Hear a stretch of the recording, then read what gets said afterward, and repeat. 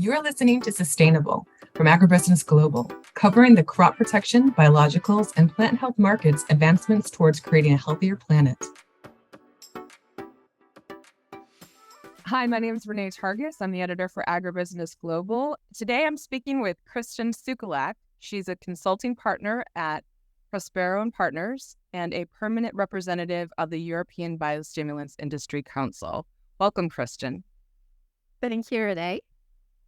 So why don't you tell me and our listeners a little bit about you and your company?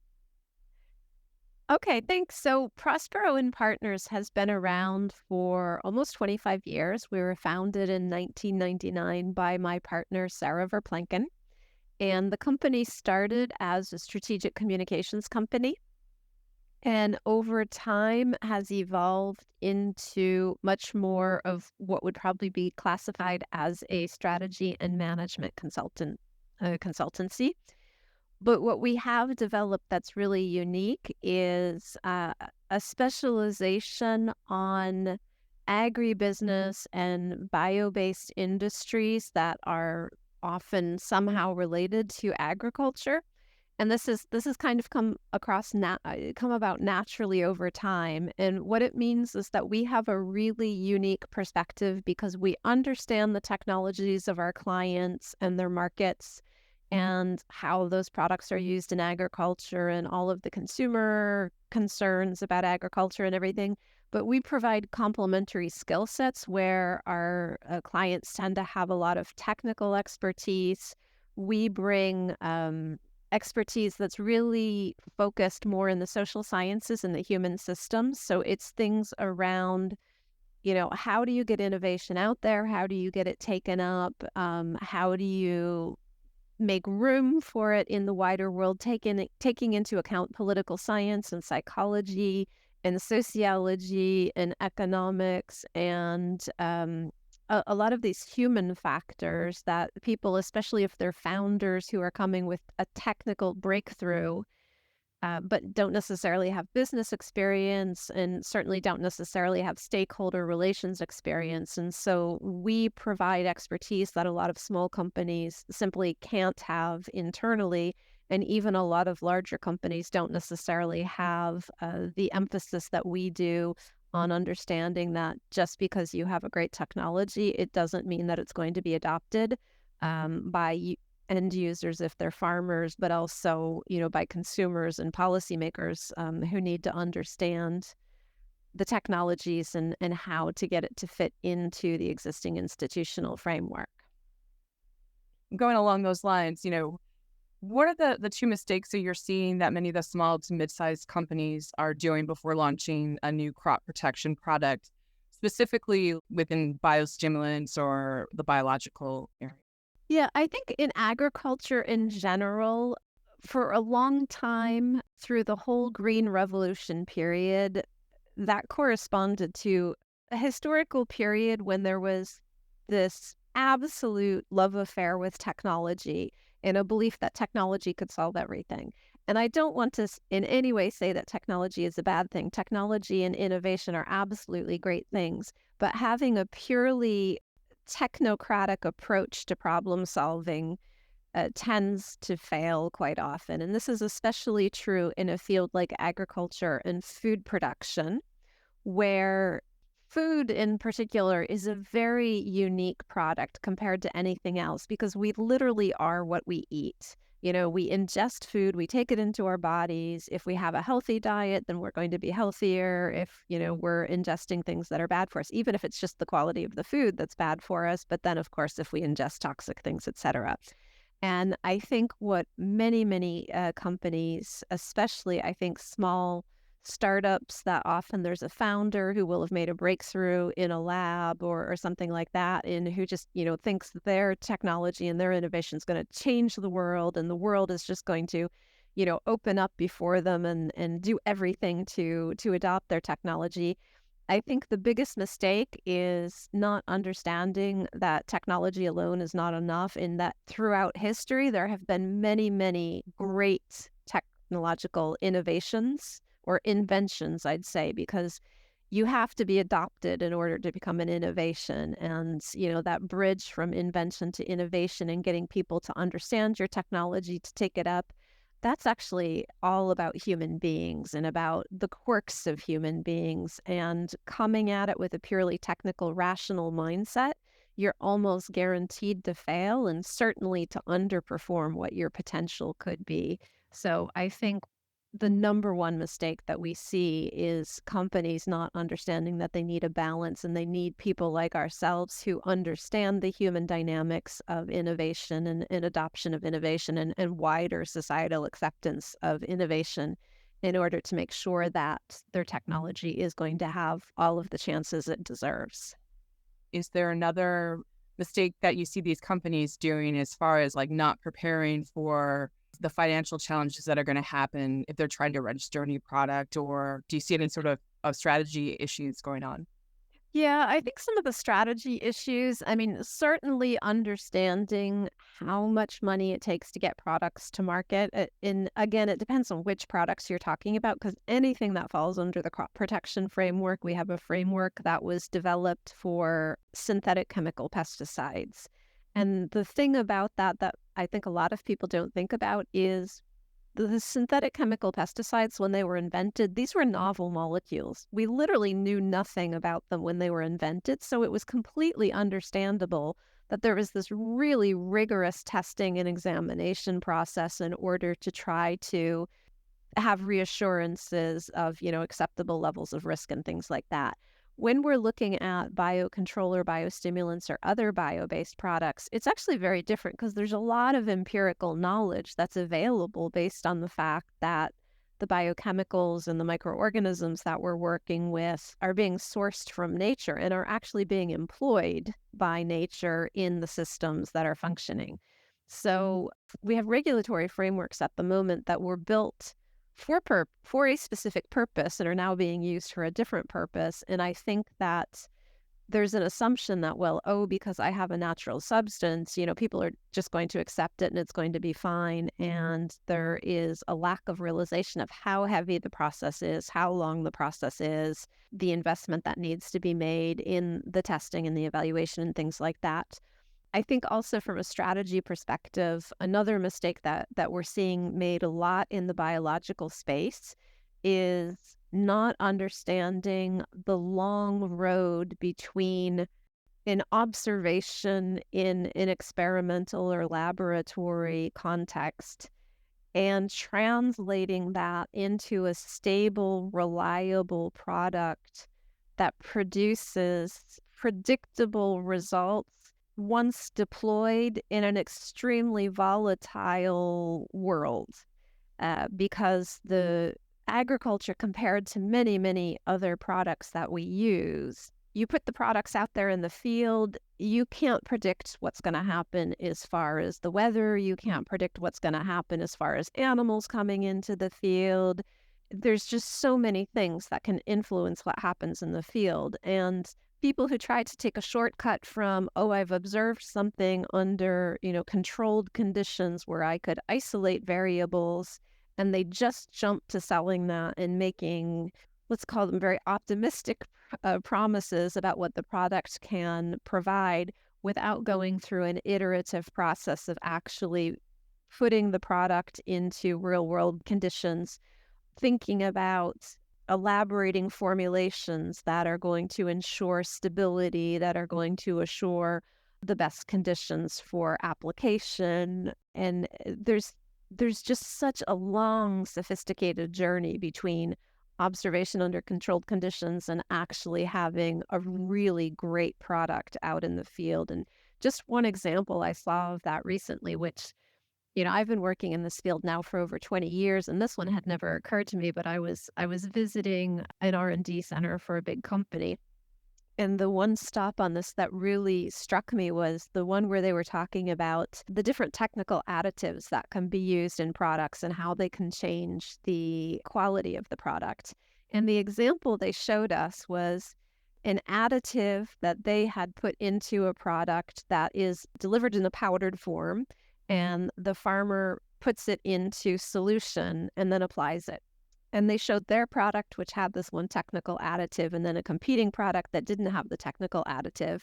And you saw the example was in one case, it stayed in solution so well that it basically looked like it had completely dissolved, and you had a uniform color throughout the entire product, and it stayed that way.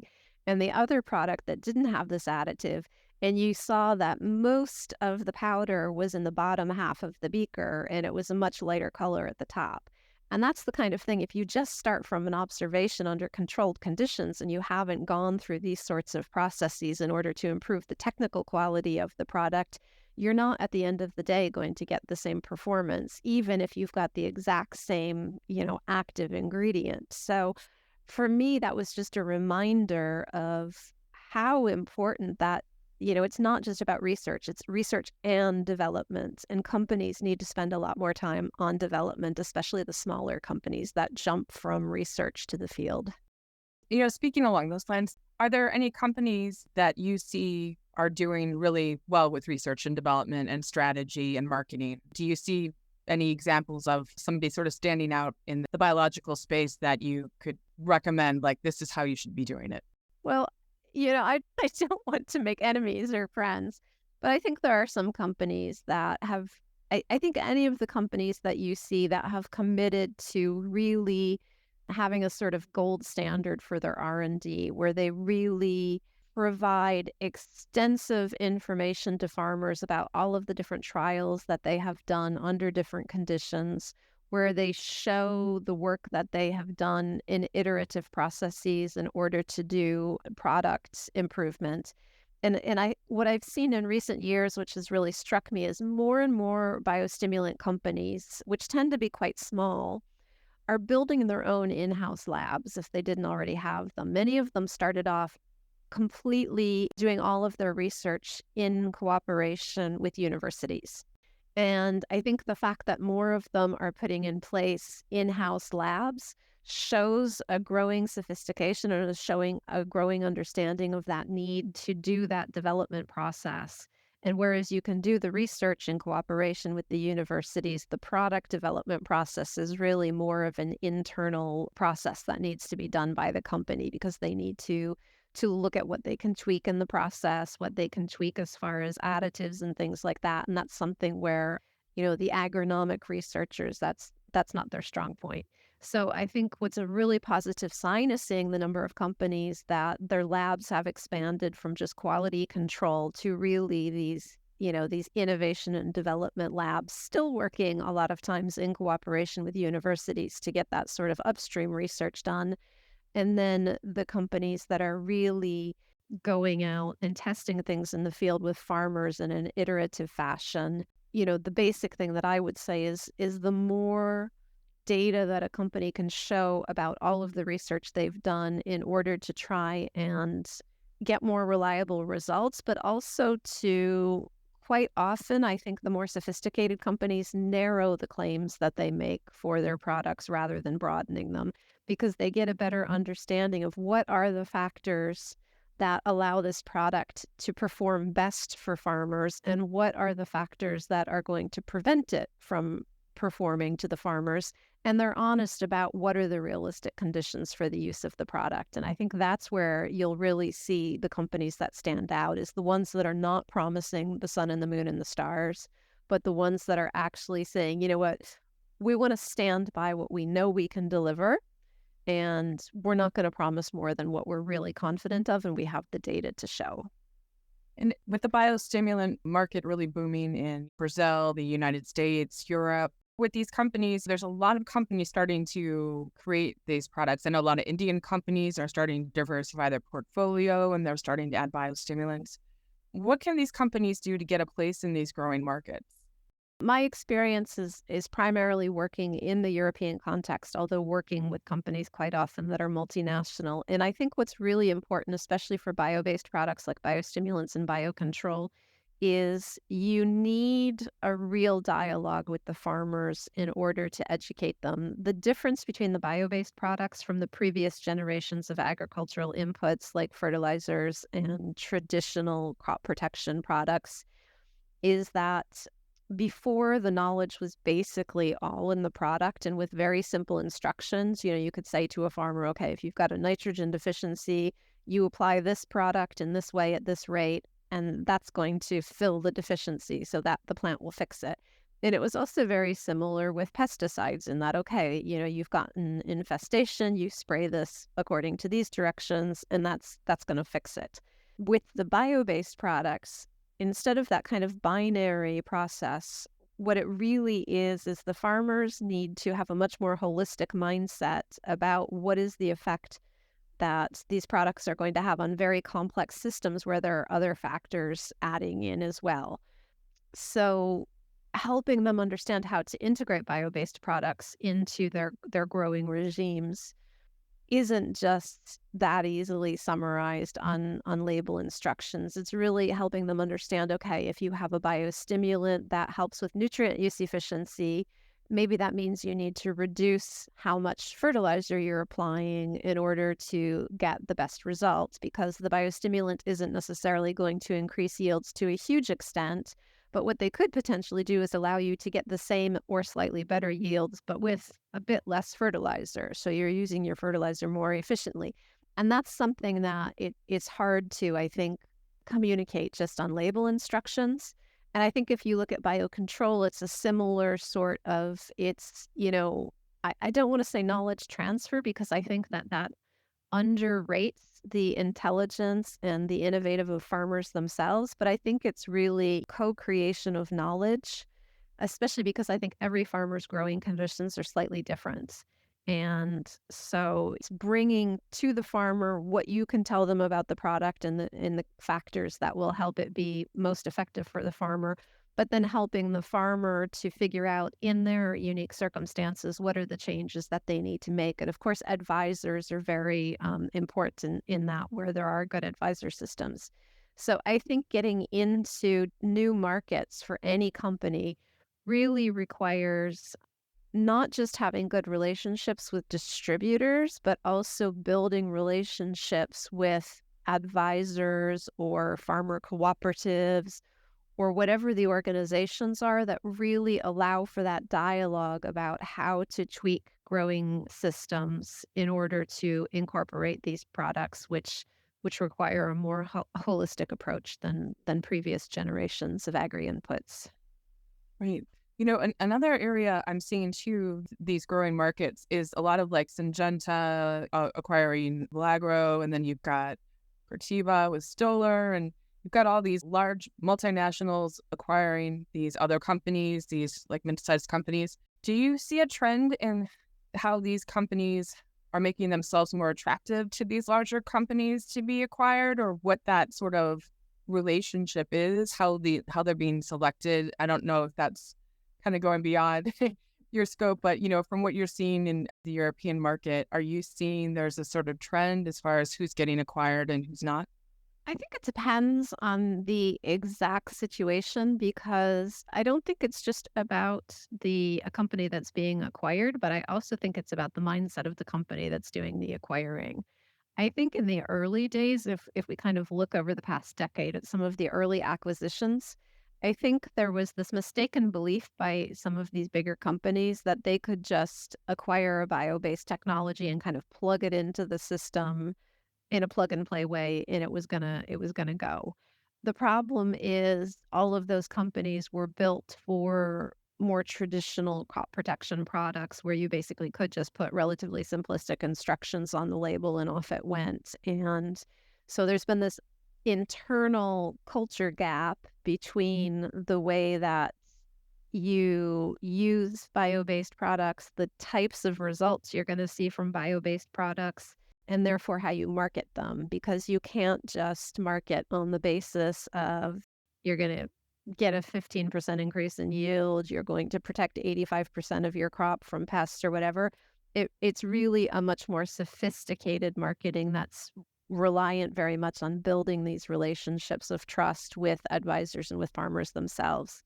So I think what happens is you see acquisitions where the two sides there's a meeting of the minds.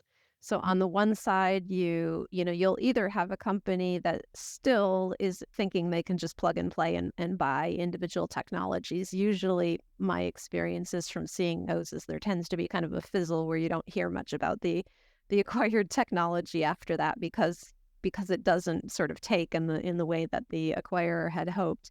But I think, and you cited, for example, Syngenta and Valagro, and I think that's a case where you have an acquiring company that has worked and continues to work to adjust its own internal mindset to understand what's different from the older generations of inputs and the newer generations. And then you have a company that, although much smaller, but still, it's one of the bigger sort of native biostimulant companies, if you will, a company that has really worked to try to develop the kind of discipline around the R&D process, with an emphasis on the development side in order to really have very solid science-based results. And I think, when you have an acquirer who can start to make the cultural changes necessary to understand the bio-based products and the changes that the wider agricultural system has to go through as bio-based products become more generalized. And then when you have a company that, without losing that part of their spark and their innovation, still, has invested in the R&D and especially the development side of things, I think that's where we're seeing some of the more promising partnerships and acquisitions coming up in recent years. Is there anything else you wanted to add that you think is important on this topic as far as biostimulants being brought to market or the biocontrols brought to market? Well, I think especially for biostimulants, I think we're at a really exciting time because there are so many contextual factors that are coming together to really facilitate a change in practices. Because on the one hand, if we look at the global fertilizer markets and, the combination of prices and difficulties of access in some places into some products. The other thing we're seeing is, there's the whole class of biostimulants that help with coping with abiotic stresses like extreme temperatures and drought and flooding conditions and stuff like that. And because of climate viability, we really, really see the need for those kinds of products emerging in the last couple of years. Because if we just take the last 2 or 3 years in Europe alone, we've had in the same season late frost, hot and dry summers, and then when the rain comes, it comes in floods.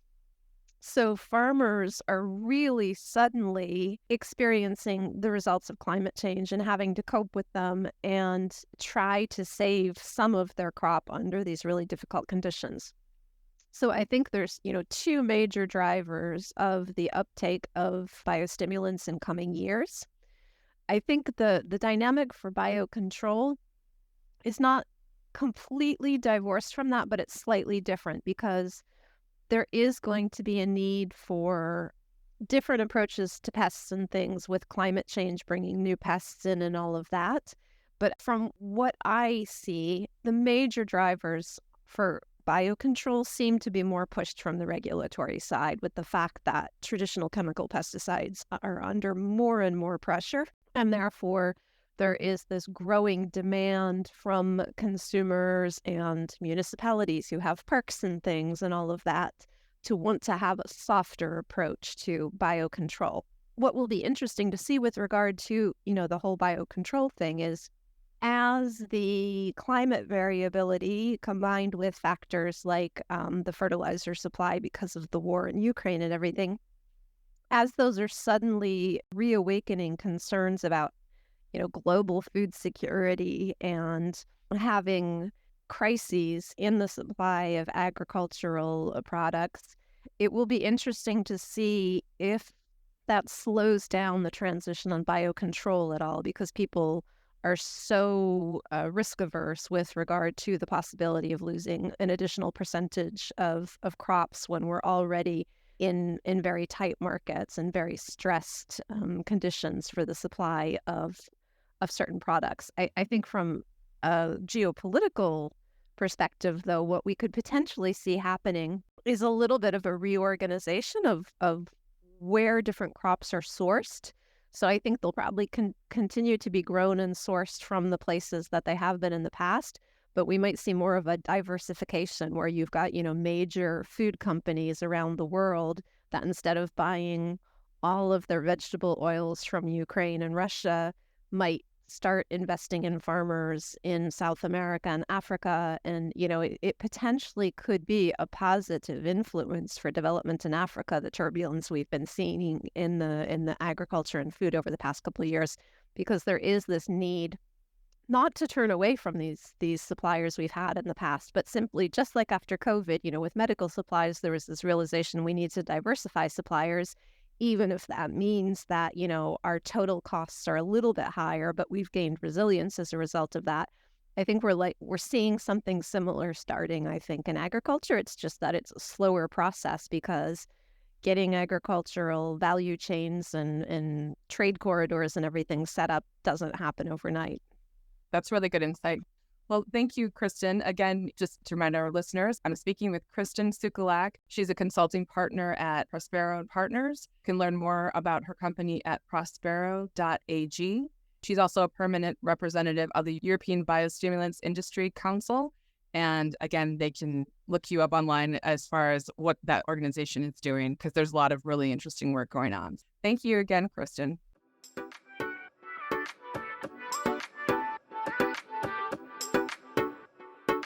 Thank you for listening to Sustainable from Agribusiness Global. You can find more podcasts, videos, news, e-newsletters, event, and webinar information at agribusinessglobal.com.